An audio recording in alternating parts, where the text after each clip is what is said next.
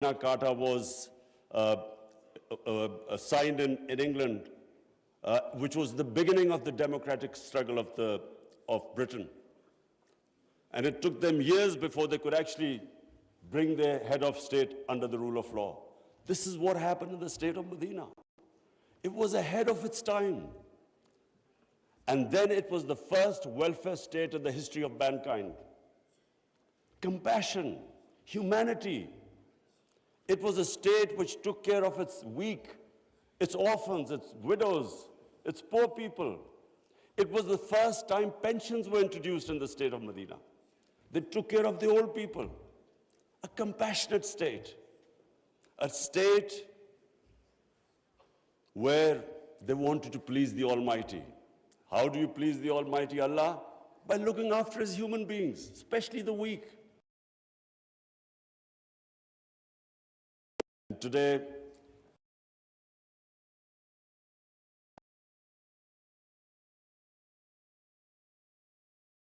the welfare of the Muslim world.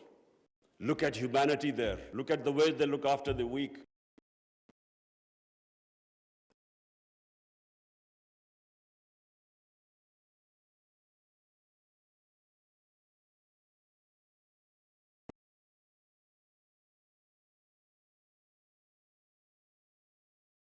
Which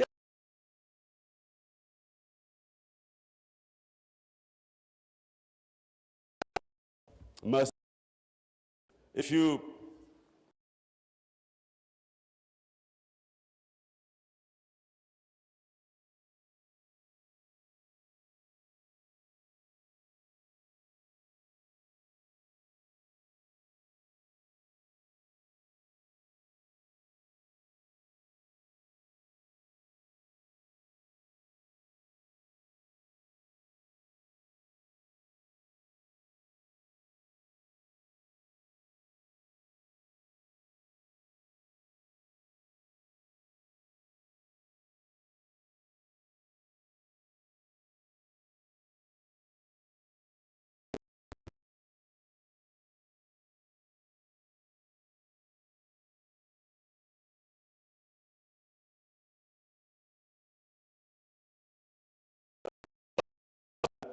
center of knowledge, and even risking at that time Arabia to China, you might not come.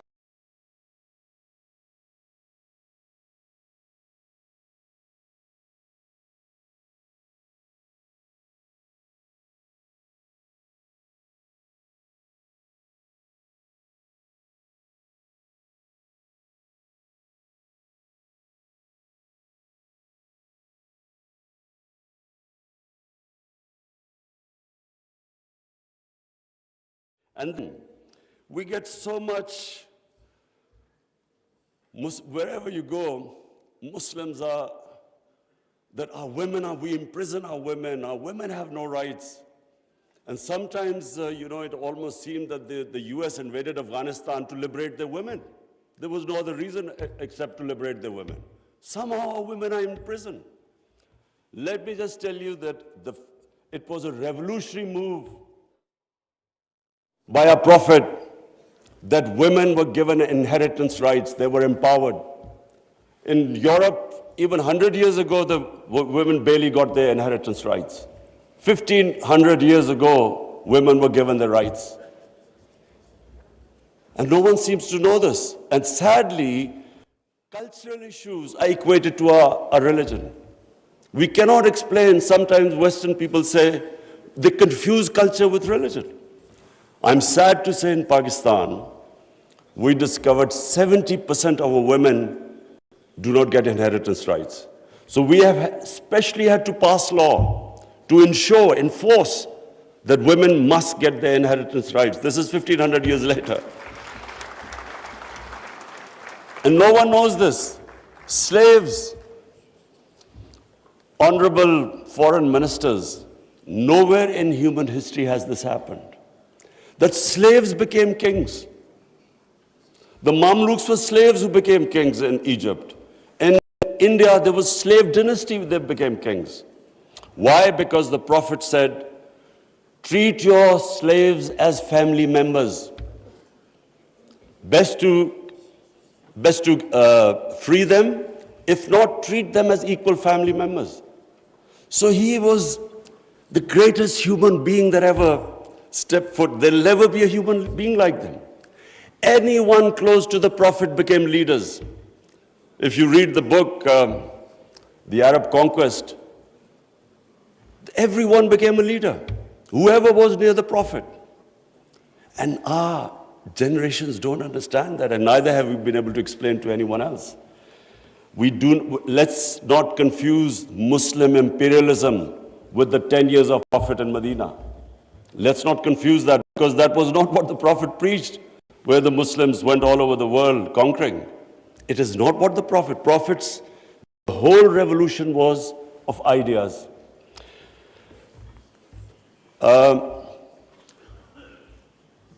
Honorable foreign ministers, one of the ideas of OIC is to protect Islamic values. So now I will say something which is completely different. I have believed that Islamic values never have been so much under threat as they are right now. And I bring this to this August assembly because when I became the Prime Minister, I asked the police chief, asked him what the crime chart. I was amazed to note that sex crime, child abuse and rape is the fastest growing crime in this country. So we did further investigation. We discovered that the mobile phone, the sort of pornographic material available on the mobile phone to children, this has never happened in human history. So the material available is causing havoc in our society without us knowing. Parents don't know what's happening when a child goes into his room or something. They don't know what he's watching on his mobile phone. It is very important that this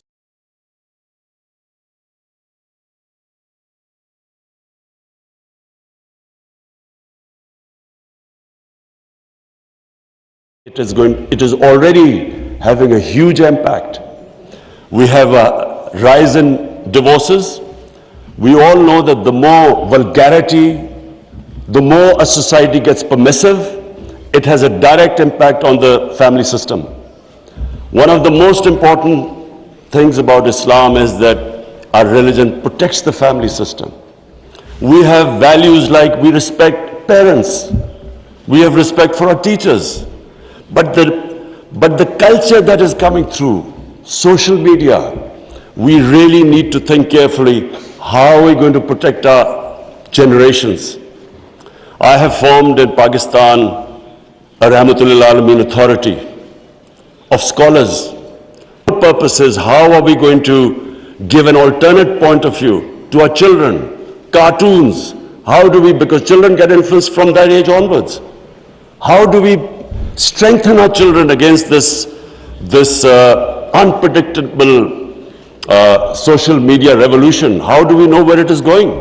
So I think that I thought at this meeting I should mention, because we need to start thinking about alternate media, how we can combat. You can't stop social media, but we can give our children, fortify them, strengthen them ethically and morally.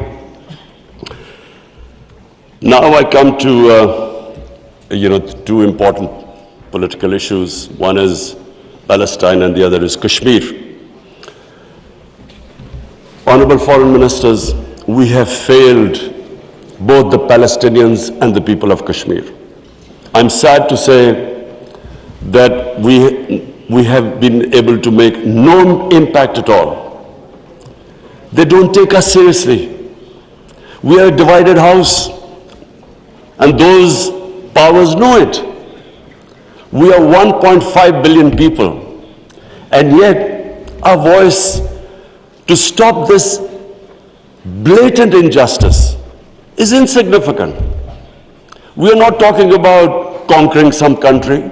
We're simply talking about the human rights of the people of Kashmir and Palestine, the international law, which is on their side, United Nations Security Council resolutions, that backed their right. In Kashmir, the international community promised them the right to decide their own destiny through a plebiscite. That right was never given to them. In fact, the special status of Kashmir was taken away illegally by India on 5th August 2019. Nothing happened because they feel no pressure. They feel we can make a resolution and then, back to our usual business. I'm not talking about altering our foreign policies. All of us countries have our different foreign policies. But on core issues, I'm asking the OIC that unless we have a united front, we will keep these abuses will happen. Like in Palestine, I mean, it's daylight robbery going on in Palestine. The only hope I have is now because of social media, first time in Western countries, there's awareness of what's going on to the poor Palestinians. That is, so far, much more than the OIC. It's the mobile phone and the spread of information of the injustices being done to the Palestinians. That is the best, at the moment, the best way to protect them, not us. In Kashmir, it's a war crime, according to the 4th Geneva Convention, to change the demography of an occupied land. India is changing the demography of Kashmir by making the Muslims from a majority to a minority, by bringing in settlers from outside. This is a war crime. Yet no one has pushed about it. Neither India has pushed nor Israel, because they think we are ineffective.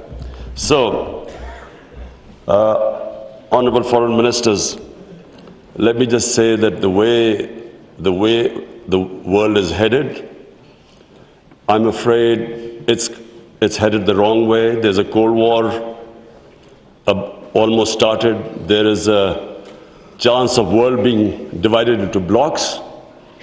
We 1.5 billion people, unless we are united, unless we take a united stand, we'll be nowhere. As what I'm scared to say where the future is headed right now. Before I come to Ukraine, I just want to talk about Afghanistan. It is extremely important that we stabilize Afghanistan. After 40 years, and no nation has suffered as the people of Afghanistan. 40 years of conflict. Finally, there is no conflict going on. The only danger now to Afghanistan is that through the sanctions and non-recognition, they might end up having a humanitarian crisis. Already the people are falling below the poverty line. Already there's a brain drain going on. So it's extremely important that we help the people of Afghanistan. And I say this because a stable Afghanistan is the only way, I repeat, it's the only way we are going to be able to stop international terrorism from Afghan soil. No other country is going to be able to do it. Let's not be delusional that some other country will come in and sort of through drones or something fight terrorism. It's not going to happen. The only hope is a stable Afghanistan government that can take care of international terrorism. I want to add a word of caution. Anyone who knows the Afghan character should be cautioned that please do not push the people of Afghanistan to do things where they feel that their sovereignty is being threatened. There are very proud, independent-minded people.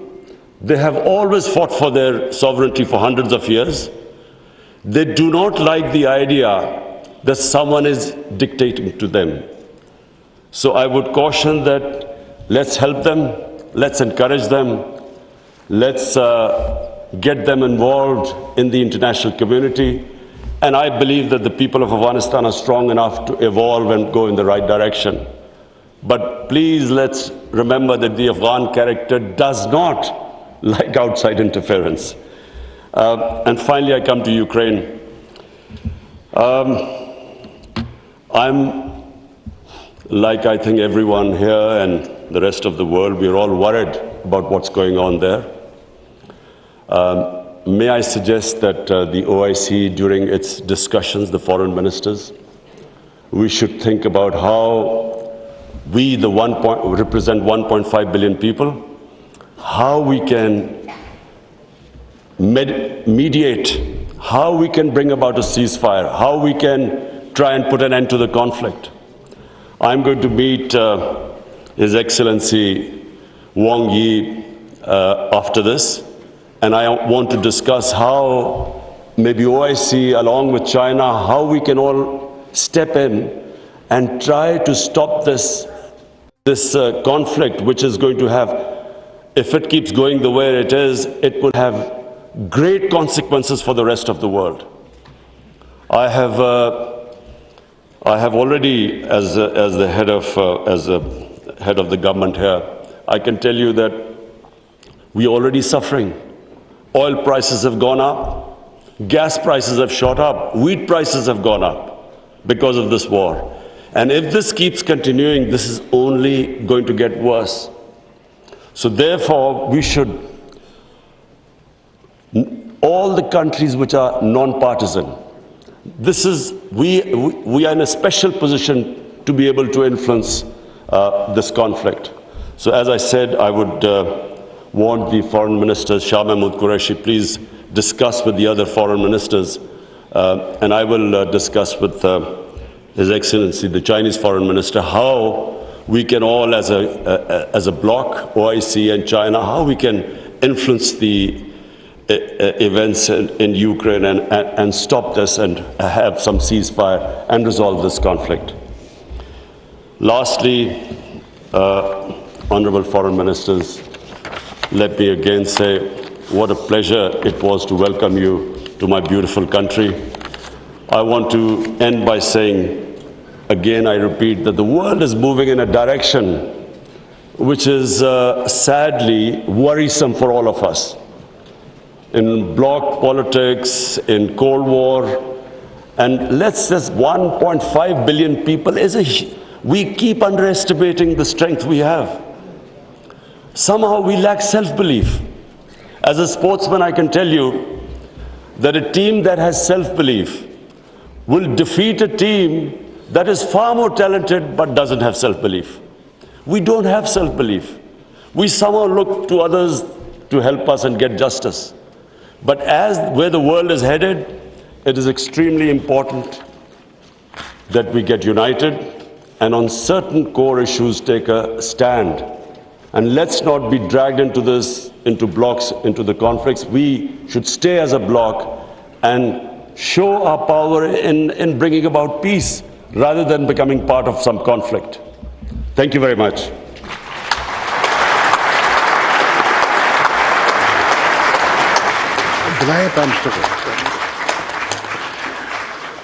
Thank you, Prime Minister, for gracing the session and enlightening us with your words of wisdom. I'm confident that your thought-provoking address will guide the deliberations of this 48th session for the next 2 days. Excellencies, we take a break for lunch and prayers. Since the inaugural session took much more time than expected, we will now reconvene at 3:15. The next segment would be off-camera, open only to the members and observer states.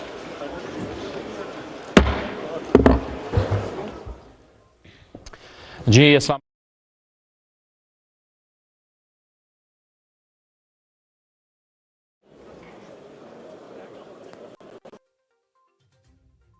address to the OIC Foreign Ministers Conference, and definitely this is a huge step for Pakistan, a historic day for Pakistan.